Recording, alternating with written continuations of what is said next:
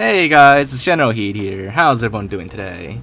So, for today's video, I'm going to be showing you guys something pretty cool, and that is the original Halo 2 main menu in anniversary graphics. So, for those of you who might not be aware, or are just playing Halo 2 for the first time ever, the original versions of Halo 2, be it on the original Xbox or on PC, the Vista version, it had its own main menu back then. It wasn't using the shared MCC menu at all. But it was a very unique and nostalgic menu, and in MCC that was replaced with that new menu with just a background video. But as it turns out, if you look in the Halo 2 maps folder for MCC PC, because Halo 2 is on MCC PC now, you may notice that the main menu map file is actually still there in the game files, which is I was a little surprised actually. Well, not entirely surprised, but I was a little surprised because in the other Halo games like Halo 1 and Halo Reach that are on MCC PC, they don't have their main menu maps anymore. Only Halo 2 does.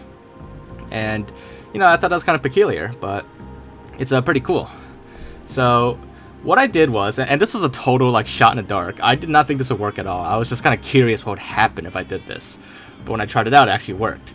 So we need to load the main menu in campaign. So I'm just going to show you guys how I did it if you guys want to do it yourselves as well. But just make a copy of the main menu map first, and then copy the name of the first map here. This is the Heretic cutscene, the intro cutscene, and then rename the map to something like with the word temp at the end, just something different, so that you could back it up. And then change the copy of the main menu map to the name of that map that you just replaced, which is OOA Introduction. Now, what this will do is once we load up the first mission, the cutscene mission, it will load up the main menu map instead. And you can do this with other missions as well, but the results are mixed and some of them don't work, but we'll get to that later. So first of all, let's take a look at what it looks like with this mission, the cutscene mission. I'll also explain why I picked this mission later as well. But all you gotta do now is just simply go on Halo 2, pick this mission. Any difficulty is fine. Make sure you're set to anniversary graphics, and you have to set it to default anniversary, otherwise you'll get stuck later, and you'll see what I mean. But once you make sure your settings are good and that you're set to anniversary graphics, I mean, you could start in classic graphics if you want, but the point of this is to show you guys what it is in anniversary graphics. Just start it up, and then this cutscene will interesting enough still play, but you can just skip it. And then once you skip it, you will see right here, this is what the main menu looks like in anniversary graphics. For some reason that I did not really expect to be possible, the game actually handles the main menu map just fine in campaign, so to speak. I was actually able to start it up in anniversary graphics, and it actually rendered it as much as it could in anniversary graphics. Now, before I talk about that too much, let me just show you guys classic graphics real quick, so you guys can see what that's like. So, the original classic main menu is, of course, still there. And if you load it up in classic mode by default, then it will load up, just fine, and it'll look exactly like how it looked, back in the day. So this is what it looks like a little bit enhanced, because it fades to black really quickly, which seems to be like a thing with campaign. I don't know why it fades to black, but I'm guessing it has something to do with how campaign works in Halo 2. Maybe it's fixable, but I don't know. But anyways, this is the main menu in anniversary graphics. As you can see, there's pretty much nothing except for the cruiser in the sky.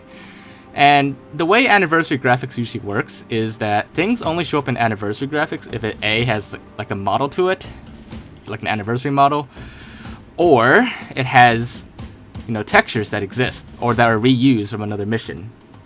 And in this case, the main menu does not reuse much at all as far as models or textures go. But it does reuse the cruiser, which is why the cruiser shows up in anniversary graphics, but nothing else. Now, I mentioned earlier that other missions, you could replace those missions with the main menu, but as you saw there, when I started up solo, it just becomes black screen. But if you do want to make other missions work, you can do it on co-op, and when you do it this way, you actually get very interesting results. And I'll talk about those results in a bit.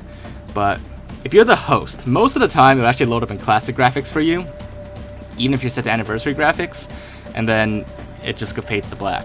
But for whoever's the non-host, as you can see here, it will load up in classic graphics at first, but then after that, it will automatically switch to anniversary graphics. And there you have it. So as you can see here, I'm going to show you guys in slow motion, it switches to anniversary graphics, which is the same as what you saw, before when we did the intro cutscene, except now it takes whatever skybox exists for the mission that you replaced it with. And because of that, we could get some interesting results. So me and my friend Tuka, we went through every single mission that we could, and well, we started up to see to see what would happen. So on a lot of maps, it was able to load the cruiser still, and it loads the skybox. And in fact, with the map Outskirts and Metropolis, you can actually get a pretty close result as what the actual main menu is supposed to look like. Because the main menu, it shows like the camera panning around Metropolis with the cruiser in the sky, and now with Outskirts and Metropolis, it actually kind of looks like that. Now other maps don't really have as good skyboxes to look at, or as interesting stuff, and the cruiser doesn't actually exist on that map, so it doesn't show up at all. So it's just literally looking at the skybox. But other maps, even though they don't really make any sense as far as the main menu goes, they look pretty great with the cruiser on them. And Halo 2 Anniversary, I have to say, it has really great skyboxes in the remastered graphics. So this little trick with the main menu on other campaign missions actually turns out some pretty neat results. But like I said, not every mission worked. First of all, Armory didn't have co-op, and for some reason Quarantine Zone just kept crashing for us, so we couldn't get that. But I imagine Quarantine Zone would look pretty similar to Sacred Icon, kind of like how Uprising and Great Journey look the same, as well as High Charity and Gravemind, except High Charity, that actual mission doesn't have the cruiser on it, while Gravemind does. So yeah, I mean, some of these make great wallpaper for your desktop, but others, not so much. But anyways, in the end, in conclusion, you can still load up the main menu on MCC, the original main menu. It's still there, and it actually still works, even though you're not ever supposed to load it up. It's for the most part, it's unused.